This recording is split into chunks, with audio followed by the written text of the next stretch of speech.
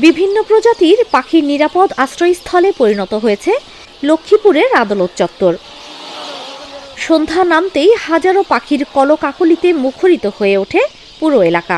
জেলা শহরের madame bridge থেকে ঝুমুর এলাকা পর্যন্ত প্রতিদিনই পাখিপ্রেমীদের ভিড় জমেছে এই নয়নাভিরাম দৃশ্য উপভোগ করতে।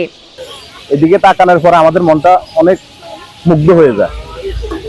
তাদের কিচিরমিচির ডাক, পাখি একটা আরেকটার সাথে মারামারি ইত্যাদি অনেক রকম মজা করতেছে তারা। এখানে না আসলেই অনেকে বুঝতে পারবে না এখানে কত মানুষ কত উপভোগ করতেছে আসে দেখার জন্য।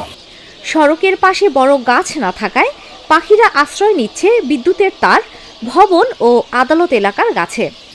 কিন্তু পরবর্তী সময়ে রাস্তার পাশে যে গাছগুলো কেটে ফেলা হয়েছে, যার কারণে পাখিরা এখন গাছে অবস্থান না করে এই বিদ্যুতের তারে অবস্থান করে। লক্ষ্মীপুর জজকোর্ট এলাকা এখন যেন পাখিদের এক বিশাল মিলন মেলা।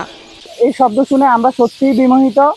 সন্ধ্যার আগ দিয়ে গধূলি বেলায় অনেক পাখি এসে ঝাঁকে ঝাঁকে পাখি এসে রাস্তার পাশের এই যে তারগুলো, বৈদ্যুতিক তারগুলোতে অবস্থান নেয়। এরপরে আস্তে আস্তে যে গাছগুলো আছে এই গাছগুলোতে অবস্থান নেয়। প্রতিদিন বিকেল থেকে ঝাঁকে ঝাঁকে পাখি এসে সন্ধ্যা পর্যন্ত আকাশের ডানা মেলে নান্দনিক কসরতে ওড়াউড়ি করে। তাদের কিচিরমিচির শব্দে মুখর হয়ে ওঠে পুরো পরিবেশ। পাখিদের ওড়াউড়ি আর খুনসুটি দেখতে দূর দূরান্ত থেকে পরিবার পরিজন ও বন্ধুদের নিয়ে ছুটে আসছেন দর্শনার্থীরা। অনেকেই জানান একসঙ্গে এত পাখি আগে কখনো দেখেনি তারা। মন খারাপ হলে এখানে এসে কিছুক্ষণ দাঁড়িয়ে পাখিদের দেখে মানসিক শান্তি নিয়ে ফেরেন অনেকে। তবে বসার ব্যবস্থা না থাকায় দর্শনার্থীদের দাঁড়িয়ে থেকেই দৃশ্য উপভোগ করতে হয়। পাশাপাশি সড়কের পাশে গাছ না থাকায় বিদ্যুতের তারে পাখিদের বসা অত্যন্ত ঝুঁকিপূর্ণ ও বেদনাদায়ক বলেও মত দিয়েছেন তারা। এ বিষয়ে সড়ক বিভাগ ও বন বিভাগের উদাসীনতার অভিযোগও তুলেছেন স্থানীয়রা। সুহারিশান মানবিক ফাউন্ডেশনের প্রতিষ্ঠাতা চেয়ারম্যান ও সমাজ উন্নয়ন কর্মী রেজাউল হক রানা বলেন, শীত মৌসুম এলেই প্রতি বছরের মতো এবারও এই এলাকায় ঝাঁকে ঝাঁকে পাখি আসে। সন্ধ্যা নামলেই তারা আকাশের ডানা মেলে নান্দনিকভাবে ওড়াউড়ি করে। পাখিদের কিচিরমিচির শব্দে সবার মন ভরে যায়।